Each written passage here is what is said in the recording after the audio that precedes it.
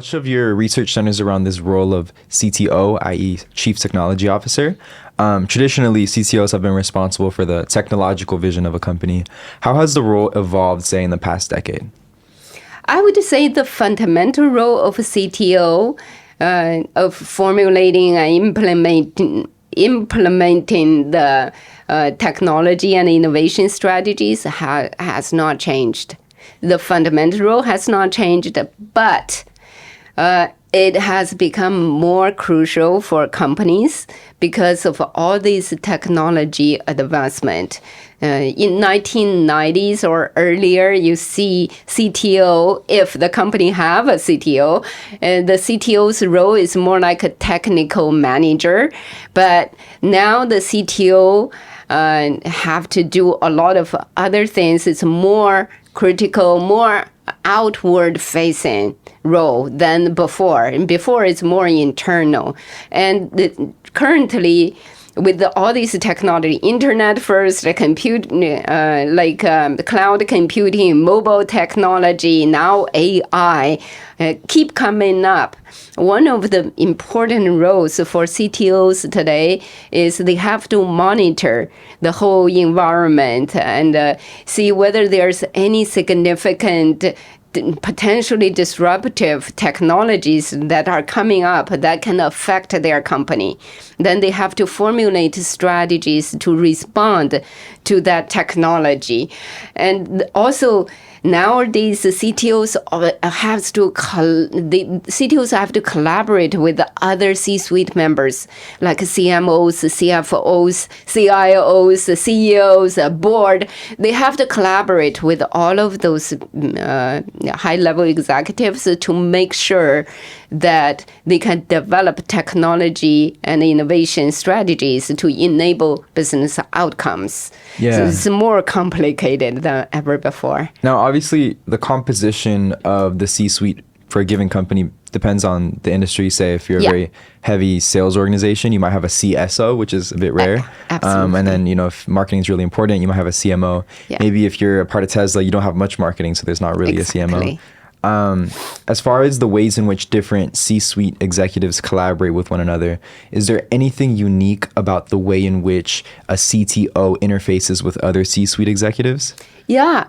In the past, we think about CTOs, they are a bunch of nerdy scientists, right? They don't have to do much. They do R&D and stuff, but that's it. These days, the CTO has to know how to communicate with the different C-suite members and collaborate with them as well. So, for example, you are in finance. How they collaborate with the CFOs. They have to frame the technology strategy as kind of the strategic bet, not just operation cost. They have to be able to say, you invest in this, but I can deliver with this technology, this return for investment. Use numbers. They have to be able to work with the CFOs on the budget, like how much we will do and predict what they can achieve with the technology. Use the CFO's language. With the CMO, for example, Chief Marketing Officer, they collaborate enormously a lot. So they have to be able to take these tech infrastructures and enable CMOs to collect a lot of customer feedback and the user behavior, because these days it's a big data collection and analyze the user's data that can inform the new product development. That's to the benefit of CTO, but that can also enhance customers' experience. That's to the benefit of CMO. You can also figure out what customers' new trend market new trend is with that user data. So to build that kind of tech infrastructure to enable this kind of data collection and analysis, that's a CTO's collaboration with the CMO. Now, if we zoom out a bit and just think about what great versus not so great C-suite collaboration looks like. What are kind of the hallmarks of a really effective C-suite that knows how to collaborate well with one another? And then if we think about C-suite teams that don't collaborate very well with one another, what are some of the common pitfalls that results in them being oriented in such a way? Actually, this is a very good question. The research on C-suite collaboration have been there, but not particularly about the CTOs with the others. Now, today we talk about CTOs. There are very little research on how CTO collaborate with the other C-suite to ensure business success.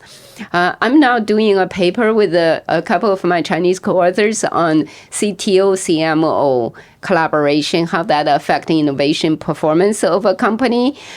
So we use the Chinese publicly listed companies as our sample. We look at how CTO and CMO power disparity can affect the innovation outcome of the company. But what we found is I don't know whether it's counterintuitive, but we found that too little power disparity, which is distance, power distance, too little or too much are both not good. It's the moderate level of power distance between CMO and the CTO that deliver the best innovation performance. So essentially, at the end of the day, no matter CTOs collaborating with the CMO, CIOs, whoever, the successful ones are all the same. The successful relationships are the same with any other team successful collaboration. So you got to have a regular communication. You have to trust each other. You have to have a common goals, shared KPIs. This kind of teams definitely are more likely to be successful. Like when we write this paper, we found that the CTO, CMO power disparity are affecting these mechanisms. Through these mechanisms affecting innovation performance. It's not like just because of power, then something. It's because of a power disparity. For example, you have one is very powerful, one is not very powerful. Then low power person tend not to trust a high power person. They tend to have a conflict, and low power person may not want to voice all their opinions and stuff. That really hurt the integration of the knowledge and hurt the innovation outcome. So just in summary, it's just like any successful DMO, you got to have trust, transparency, communication, and shared goals. That's the key.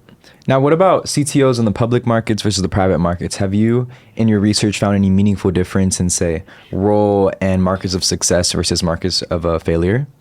Actually, the way they do things are very different. The role is very different for startups and for public companies. So for CTOs in startups, they are very hands-on. They are often co-founders as well, or early executives. They do everything. They write codes, they build the minimum viable products, they go to the investors and pitch for their products and ideas. They go to customers and trying to recruit the early adopters. They actually recruit the first team for technology team. So they are hands-on. They do everything. That's typical for startups. Like you don't really, you have title of CTO, but you do everything. But for large corporations, the CTO's roles are more like strategic thinking, collaborators, and they are going around to educate the board and the CEO. So this is our technology. This is how our technology can bring us profit using the non-technical language. And they so they are no longer writing code or doing anything. They are no longer hands-on. But the job is much harder. They are orchestrate, like they try to make every piece work. These days, like there is ethics and all those things going on. Yeah, it almost seems like CTOs in the private markets or say in startup world tend to be really technical, deep, in the weeds technologists, whereas the CTOs in public markets are much more, maybe a good way to describe them, like managers with technical know-how, right? Yes, that's true. Because the CTO's role becomes so crucial, you already see a lot of top-tier business schools in the past 5 years, I would say even, they start to build this CTO executive educations, how to become an effective CTO, and 2-3 days workshop. And of course, they charge billions of dollars. They charge a lot of money for those executive educations because, it used to be like hands-on technical. You have technical knowledge, that's good. Now you have to have a great communication skills. You have to be team player. You have to be able to collaborate really well. You have to be able to think strategically. It put a lot of demand on CTOs these days. Now, looking forward, how do you see the responsibilities of CTOs changing as AI and automation continue to emerge? Will there be maybe new leadership roles that give a company, say, broader coverage on the many ways in which technology might be able to benefit the company at large? Yes, with the AI development, CTO's roles become even more complex. Because AI can be applied to every aspect of business, not just one thing, not just marketing, not just supply chain. It can be in product development, design, and it can be in marketing, it can be in sales, it can be in supply chain. So the job of CTO is to integrate AI into all these aspects of operations. That's big. That shows that collaboration of all these different fields become even more crucial. And CTO is also responsible to train the employees because not every employee understand AI, can use AI tools from first day. So it's a CTO's job to train these employees about how to use AI and AI knowledge.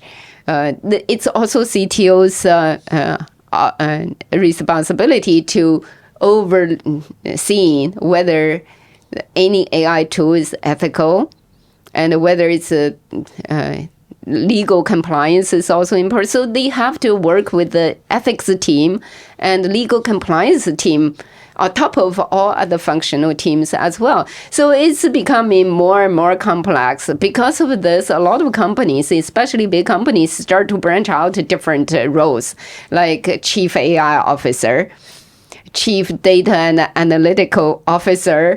You see chief model risk officers, talking about ethics and compliance. That's a part, and whether AI models, algorithms fulfill those requirements.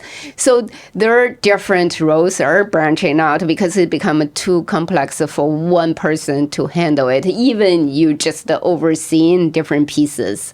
Walmart is one example. They have all of those, like also automation, like a Walmart for supply chain, they have chief automation officer, and then they have chief data and analytics officer. They have all those chief information officer in addition to like a chief technology officer. So yeah, big companies are starting to have more roles. Yeah. Well, awesome. Professor, thanks so much for being on. I really enjoyed today's conversation. Thank you for having me. I really enjoyed it as well.